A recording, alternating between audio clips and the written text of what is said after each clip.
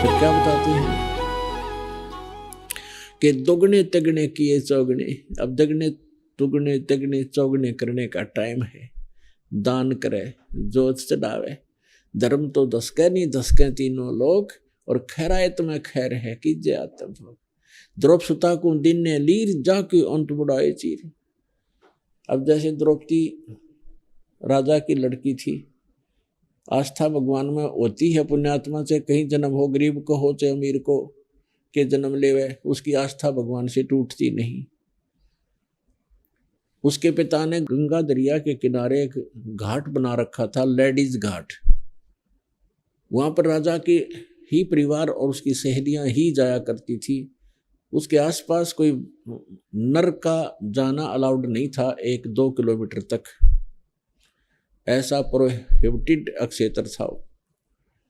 अब परमात्मा की दया हुई, एक अंधा महात्मा गलती से उस सुबह सुबह उस घाट से 50-100 फुट की दूरी पर, और जिधर से पानी बह रहा था डाउन स्ट्रीम में, घाट से पानी जिधर बह के जा रहा था उसके नीचे की तरफ स्नान करने के लिए दरिया में प्रवेश हो गया।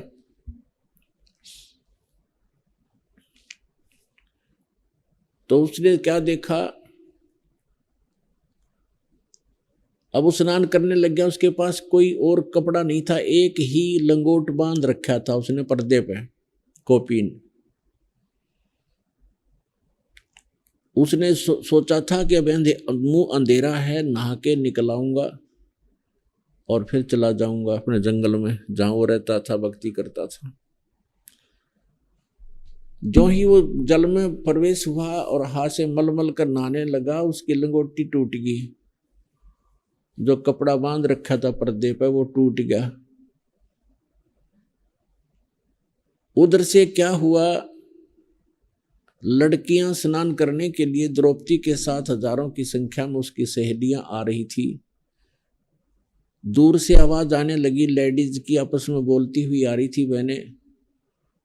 तो संत ने सोचा गलत आ गया तू, यहाँ तो कोई लेडीज घाट है और यहाँ ताना भी अलाउड नहीं था भाई, आंखों की कमी, भगवान ने बचा होगा, गलती तो बन गई। और उधर से नंगा हो गया क्योंकि कोपिन टूट गई, लंगोट रहा नहीं तन पे, और गहरा चला गया, इतने पानी में चला गया और ऐसे ऐसे हाथ मारने लगा। सोचा कि कोई कपड़ा आ जाए फटा पुराना किसी का बहता हुआ, मैं उसको लपेटूं और यहां से निकल जाऊं। अब वो लेडीज लड़कियां आई, घाट के पास आकर के नहाने के लिए तैयार हुई। द्रौपदी ने देखा कि एक साधु भक्त गंगा में स्नान कर रहा है। कहते हैं भक्त जो होते हैं, साधु संत का दर्शन, भगत का दर्शन करते ही गदगद हो जाते हैं। साधु दर्शन राम का मुख पर बसे सुहाग, और दर्श उन्हीं को होते हैं जिनके पूर्ण भाग।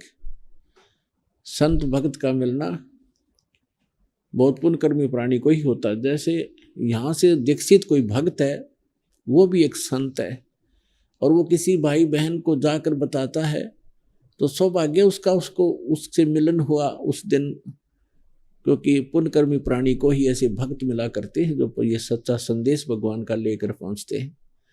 तो ऐसे सौभाग्य होते उस प्राणियों के जिनको ऐसे संत भक्त मिलते हैं। साधु दर्शन राम का मुख पर बसे सुहाग, और दर्श उन्हीं को होते हैं जिनके पूर्ण भाग। कबीरा दर्शन संत का परमात्मा आवे याद, और लेखे में वो है घड़ी, बाकी का समय व्यर्थ बाद। तो द्रौपदी ने सोचा महाराज जी नहा रहे हैं, हम भी नहा लेते हैं, पहले स्नान कर लूं, स्नान करके फिर महाराज जी से चर्चा करेंगे भगवान की, उनसे कहानी कथा पूछेंगे, वृक्ष के नीचे बैठाएंगे। तो वो नहाने लगी, आध पौन घंटा नहाने धोने में लग गया सारिया ने। नहा के जब वह द्रौपदी हुई बाहर आई, पुरानी कपड़े बदले, नई साड़ी बांध ली उसने, अपनी नई साड़ी। तो उसने देखा महात्मा गया कि यही है। महात्मा नहा नहीं रहा था, ऐसे हाथ मार रहा था। अब उसने ध्यान से देखा कि महाराज जी तो नंगे हैं, और वस्त्र कोई कपड़ा है नहीं पटरी पर, ये शर्म के मारे गहरा चला गया है और ये दिन में निकलेगा नहीं, शर्मदार आदमी है, सारे दिन गलेगा सिर्फ गंगा में। लड़की ने आओ देखा ना ताव देखा, राजा की लड़की कितनी कीमती साड़ी पहनती है। आम व्यक्ति भी अपने बच्चों को कितने अच्छे कपड़े पहनाने की चेष्टा करता है, आप चाहे फटे पुराने पहने, बच्चों के अच्छे कपड़े लाता है। एक राजा की लड़की की साड़ी कितनी महंगी होगी, कॉस्टली होगी, अंदाजा लगाया जा सकता है। और इसको धर्म, इसको भगत कहते हैं, जो अपने ही कर कमलों से लाभ करके अपना कल्याण करना चाहता है, वो दूसरे पर नहीं छोड़ता। नहीं तो द्रौपदी कह सकती थी अपनी नौकरानियों को कि नौकरानी एक साड़ी फाड़ के डाल दे महात्मा के लिए। नौकरानी एक थोड़ा सा कपड़े की वजह साड़ी डाल देती कि 2 देगी जाती, राजा की लड़की है।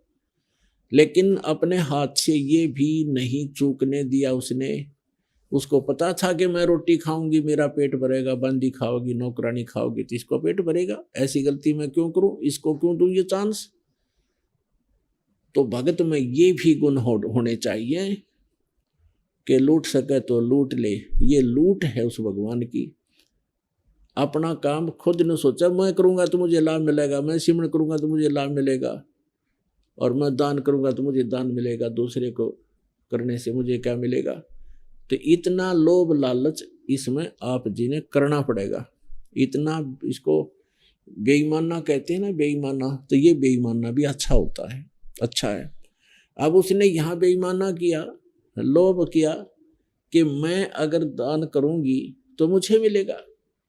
अपनी साड़ी पाड़ के एक बिल्हात इतना और लंबा टुकड़ा पाड़ दिया चौड़ेपन में और वो डाल दिया। महात्मा को दिखाई दे नहीं था, ऐसे हाथ मार रहा था, वो साइड से निकल गया। ऐसे 6-7 कपड़े अपनी साड़ी से पाड़े। देखो, दो ही टुकड़े पाड़ने से कितनी साड़ी चली जाती है, 1.5 फुट। ऐसे 7-8 आधे से ज्यादा साड़ी पाड़कर बहादी पर काम नहीं आई, क्योंकि संत को दिखाई नहीं दे रहा था। लड़की ने सोचा साड़ी आधे से ज्यादा जा चुकी है, काम बना नहीं। महात्मा ने कहा न दुखी, एक लंबी लकड़ी लाई उठा कर जंगल से, उस लकड़ी का फिर एक और पाड़ी, एक लीर, छोटा सा टुकड़ा लकड़ी का लपेटा दे करके महाराज जैसे हाथ मार रहे थे उसका आगे कर दिया। उसको जो संत ने ऐसे देखा, एकदम पकड़ लिया कपड़ा, 100 शुक्र मनाया भगवान का कि भगवान दया करिए आपने।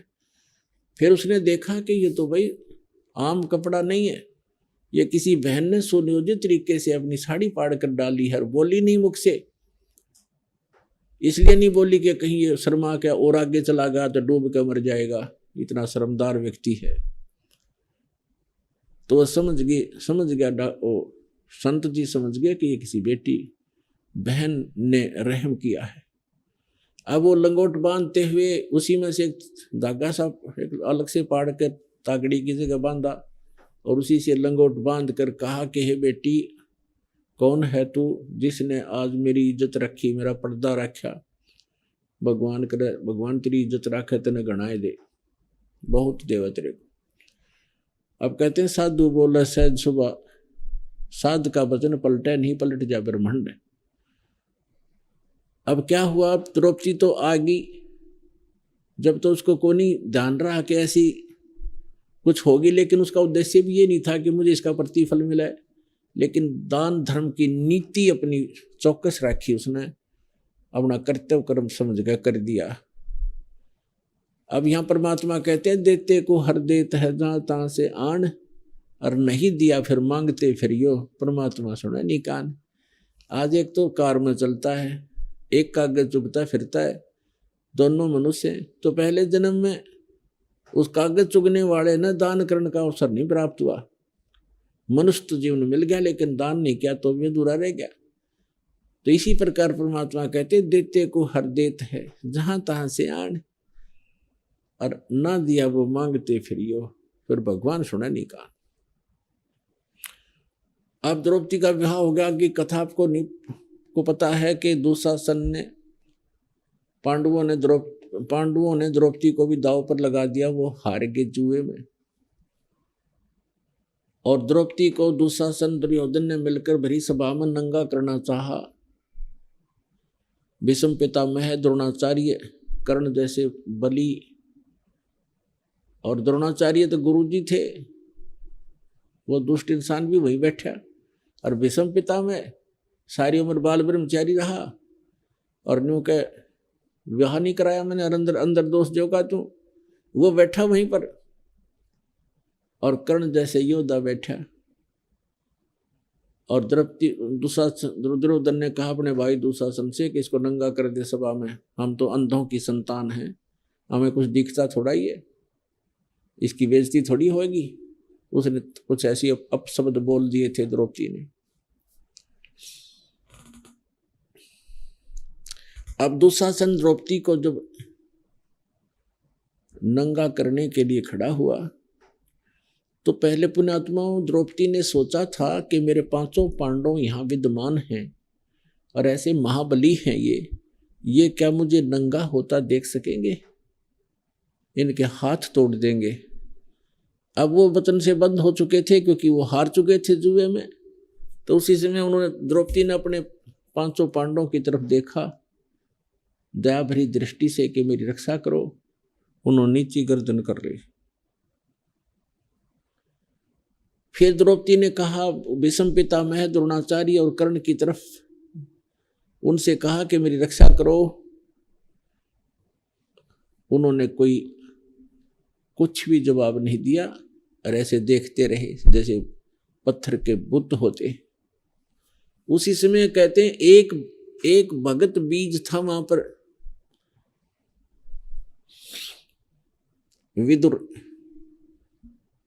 विदुर खड़ा हुआ और कहने लगा, रे दुशासन कुछ शर्म करो, कौरव और पांडव चाचा ताऊ के हो तुम, आज आप अपनी बहू की बेइज्जती कर रहे हो, पांडव की नहीं, ये कौरव की भी साथ हो रही है। लोग ये कहेंगे कि वो खुद उन्होंने अपनी इज्जत आप उतारी है, कुछ शर्म करो। विदुर कहे ये बंधु थारा, ये आपका भाईचारा है। विदुर कहे ये बंधु थारा, एक के कुल एक के परिवारा। विदुर के मुख पर लगा थपेड़ा, तू तो है पांडवों का चेहरा। दुशासन ने अपने चाचा के थप्पड़ मारा मुंह पे और कहा कि तू तो इनका चमचा है, पांडवों की ओर ही बोलता है हमेशा। कहते हैं, और वो क्या कह रहा था कि विदुर कहे ये बंधु थारा, एक के कुल एक के परिवारा। किसकी बेइज्जती करते हो मूर्खो तुम, कुछ तो अकल से काम लो। कहते हैं विदुर के मुख पर लगा थपेड़ा, और तू तो है पांडवों का चेहरा, तू तो है बंदी का जाया, तेरी तो हीन भावना है, तू तो दासी से उत्पन्न हुआ है, इसलिए तो सूरवीर नहीं, ऐसी ओछी बातें करता रहता है। तू तो है बंदी का जाया। भीष्म, द्रोण और कर्ण मुस्काया। पुण्यात्माओं देखो, हम कितनी अच्छी पंचायत मानते थे उन महापुरुषों की, जिसके महाभारत के गीत गा गा के हम अपना टाइम पास किया करते थे। अब इतने बड़े पंचायती भीष्म पितामह है, द्रोणाचार्य यानी गुरु, और कर्ण, ये तीनों एक नंबर के योद्धा थे। इनमें से एक भी खड़ा होकर दुशासन को कह देता खबरदार जात लगा। हिम्मत नहीं थी पांडवों कौरवों की उनके साथ युद्ध करने की, उनको मालूम था युद्ध मस्तार देंगे, तुम्हारा यहाँ सत्यानाश कर देंगे। लेकिन उस ऐसी मलिनता छा गई उनके दुर्भाग्य उन लोगों का। अब लड़की को नंगा कर रहे हैं सभा में, और वो किस लिए बैठे हैं? और 1.5 आदमी, भीष्म पितामह, द्रोणाचार्य और कर्ण, किस लिए बैठे थे कि नंगी देखांगे इसने। और कहाँ सूरवीर आचार्य भीष्म पितामह ब्रह्मचारी, खाक ब्रह्मचारी था वो, या तो उठ के चला जाना चाहिए था, नहीं खड़ा होकर कह देना चाहिए था खबरदार ऐसी गलती नहीं करते, सारी बात होली तुम्हारी। या कहते हैं विदुर, दुशासन कहता है कि तू तो है बांदी का जाया, तो बांदी से पैदा हुआ है, नौकरानी से, तेरे तो अच्छे विचार ही होते हैं। भीष्म, द्रोण और कर्ण मुस्काया, वो तीनों हंसे। ये कहना चाहिए था तुम अपने चाचा हाथ उठा दिया, ना लाग तेन शर्म नहीं आई, और दांदरे काटने लग गए। तो यहाँ गरीबदास साहिब जी ने, कबीर साहब ने सूक्ष्म वेद में कहा है कि द्रौपदी चीर हरण में कहीं न आडी तिथि, अर्थात उन तीनों पर महाभारत में ऐसी बीती।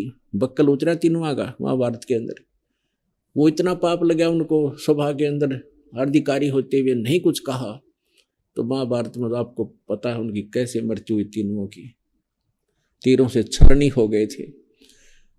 तो पुण्यात्माओं, जब तक हम संसार से अपना हित चाहते हैं या कोई लाभ चाहते हैं भगवान को छोड़कर भगत होकर, तो तब तक भगवान मदद करता नहीं। जब तक द्रौपदी ने, क्योंकि श्री कृष्ण जी जो है पांडवों का गुरु था, गुरु जी थे इनके, और परमात्मा जो पूर्ण ब्रह्म है वो पूर्व जन्म के संस्कारों से, आपने गीता अध्याय नंबर 15 के श्लोक नंबर 17 में स्पष्ट पढ़ ही लिया है कि वह यह जो तीनों लोकों में प्रवेश करके सबका धारण पोषण करता वही है, जिसका जैसा संस्कार है वो देता भी वही है। बहाना वो स्वयं अपने सिर पे नहीं लेता, कहते करे करा वैसा यहाँ मन में लहर उठा और दादू सिर दर्जीव का वो आ बगल हो जा, किसी को बहाना कर देता है। अब कहते श्री कृष्ण तो अपनी पत्नी रुक्मणी के साथ वहां महल में शतरंज खेल रहा था उस समय, जिस समय द्रौपदी के साथ घटना घटने लग रही थी, उसको तो पता नहीं कहाँ क्या हो रहा है। तो जो ही जब उसने देखा ना पांडव कुछ कर पा रहे हैं, ना भीष्म पितामह द्रोणाचार्य इनको सुन नहीं रहे हैं, सब रास्ते बंद हो गए, तब भगवान याद किया उसने, एकाएक की आत्मा और परमात्मा का साथ है। जब सबसे हटकर आत्मा से जुड़ती है तो मालिक साथ हो जाता है। जो ही उसने पुकारा हृदय से, तो यहाँ का किया हुआ जो पुण्य आपका होता है हृदयांतःकरण में आपके डिपॉजिट है, एक कॉपी उसकी खजाने में धर्मराज के पास है। जो इसने पुकारा तो वहां जाकर के वही फाइल खुल गई तुरंत, और धर्मराज एकदम चिंतित हुआ कि किसके ऊपर पुकार आई, देखूं तो उसका कोई संस्कार है तो उसको रक्षा करवाऊं किसी से। तो उसने जो ही देखा तो उसका देखा कि उसने तो ऐसा दान कर रखा है एक संत को, इसके बदले में तो ढेर लगाया जा सकता है। तो उसी समय वहां से रिफ्लेक्ट हुआ वो पुण्य जो किया हुआ था, यहाँ किया वहां जमा हुआ, और यहाँ से पुकार हुई, वहां से जो चला वहां से रिफ्लेक्ट हुआ। श्री कृष्ण जी उस समय उनके गुरु थे, श्री कृष्ण में जाकर अटैक किया उसने, और वो ऐसे शतरंज खेलने के लिए ऐसे पासे डाले थे श्री कृष्ण जी ने, और पासे डालकर न्यू बोलिया कर आदमी 12 कच्चे 12 पक्के 18, जैसे भी ये शब्द बोलने थे, ऐसे पासे डालकर ऐसे कर लिया और कहा अनंत अनंत अनंत। अब कृष्ण नहीं, कृष्ण के अंदर उस परमात्मा ने रिमोट से वह माल भेज दिया, वहां से कृष्ण आया, कृष्ण गए जो गुरु था, और वहां से फिर परमात्मा सुख स्वरूप धारण करके वहां पहुंच गए, द्रौपदी के सर के ऊपर बैठ गए जाकर। अब रुक्मणी कर पकड़ा मुस्काया, रुक्मणी कर पकड़ा मुस्काई। जब वो अनंत अनंत अनंत कर रहा था, नुआ कट रहा जैसे भूत आ जा रहा किसी में, तब रुक्मणी ने हाथ पकड़ लिया, हंसन लगी कि पौबारा तो ना बोले ना कच्चे 18 बोले, कुछ बोले नहीं, हाथ पासे डालकर ये अनंत क्या कर रहा है, हार गया ना। तब वो कहते हैं कि दुशासन ने द्रौपदी पकड़ी और हमारी भगत सकल में सिकरी। परमात्मा बुला रहे हैं वहां रिमोट से श्री कृष्ण को कि हमारी भगत दुशासन ने द्रौपदी पकड़ी और हमारी भगत सकल में सिखरी, सबसे ऊपर है हमारा भक्त, और जो मेरी भगत पे छोड़ी हुई तो हमारा नाम ना ले वह कोई। अब तंदे ही से पासा डारी, वो तो वहां खेल लग गया, फिर भूल भाल गया, और पहुंचे सूक्ष्म रूप मुरारी को, पूर्ण परमात्मा कबीर साहब वहां पहुंचे, परम अक्षर ब्रह्म जो तीनों लोकों में प्रवेश करके सबका धारण पोषण करता है। पहुंचे सूक्ष्म रूप मुरारी, अब खेचत खेचत खेच कसीसा, सिर पर बैठे हैं जगदीशा। द्रौपसुता के चीर बढ़ाए, शंख शंखों पार नहीं पाए, द्रौपसुता को दीने लीर जाके अंत बढ़ाए चीर। दुशासन थक गया, ढेर लग गया, बहन को नंगा नहीं होने दिया भगवान ने। तो यहाँ कहते हैं देते को हर देता है जहां तहां से आन, ना दिया फिर मांगते फिर यो भगवान सुने नहीं कान। तो ऐसी आपदाएं भी टालता है, पाप का दिया हुआ धर्म पुण्य कुपात्र को नहीं सुपात्र को दिया हुआ। तो यहाँ सतलोक आश्रम बरवाला के अंदर किया हुआ दान आपका फलेगा, इस पृथ्वी पर कहीं स्थान नहीं है। अब क्या हुआ कि कुछ दिनों के बाद श्री कृष्ण जी का आना हुआ। श्री कृष्ण जी को तो पता ही नहीं था क्या था, क्या हुआ। तो तब श्री कृष्ण जी को सारी कहानी बताएगी कि ऐसे ऐसे आपने बड़ी दया करी गुरु जी, आपने बड़ी लज्जा रखी मेरी। द्रौपदी कहने लगी ऐसे ऐसे, हे भगवान, हे गुरुदेव, मेरा कौन सा पुण्य था जो मेरे इतनी इज्जत रखी आपने। तब श्री कृष्ण जी ने दिव्य दृष्टि से देखकर बताया कि एक दिन आप माँ अपने पिता के घर कुंवारी थी, उस समय एक साधु को आपने कोई कपड़ा दिया है, एक बिलात का, एक बिलहात यानी 9 इंच चौड़ा टुकड़ा आपने साड़ी का उस महापुरुष को दिया है, और जिसके कारण भगवान ने तेरी इतनी मदद करी है द्रौपदी। वो जब उसको याद आया तो भूल भाल गई थी। वो छोटी एक राजा की लड़की ने एक साड़ी के टुकड़े के याद रखे थी, न्यूना बेरा सुपात्र को दिया हुआ और आवश्यक स्थान पर दिया हुआ दान ही वो काम करता है। तब उसने कहा था, हे भगवान, एक छोटे से लीर के कारण, एक इतने टुकड़े के कारण मेरी सी इज्जत रख गई, इतने अपार चीड़ बद गए। एक लीर के कारण भगवान हो गए चीर अपार, और जब मैं पहले जानती तो सर्वस देती वार। जब मुझे पहले पता होता इसे महापुरुष को दान दिया हुआ ऐसा फल देगा, तो ना जाने के दान कर देती। तो पुण्यात्माओं, ये वो स्थान है।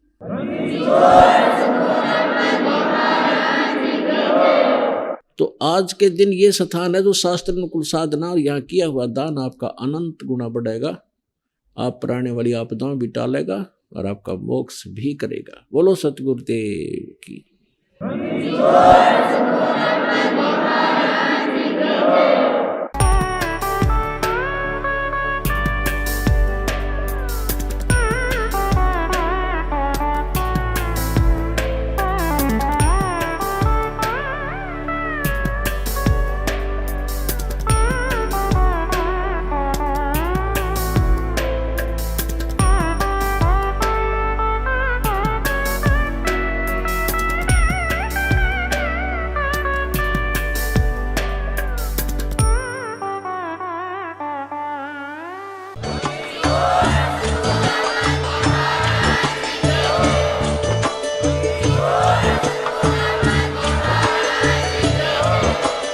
आप सुन रहे थे जगत गुरु तत्वदर्शी संत रामपाल जी महाराज जी के मंगल प्रवचन। अधिक जानकारी के लिए विजिट कीजिए हमारी वेबसाइट www.jagatgururampalji.org। संत रामपाल जी महाराज जी के शुभ आशीर्वाद से पूरे विश्व भर में 500 से भी ज्यादा नाम दीक्षा केंद्र हैं, जिन पर संत रामपाल जी महाराज जी द्वारा ऑनलाइन निशुल्क नाम दीक्षा दी जा रही है। अपने नजदीकी नाम दीक्षा केंद्र का पता करने के लिए संपर्क करें 8222880541।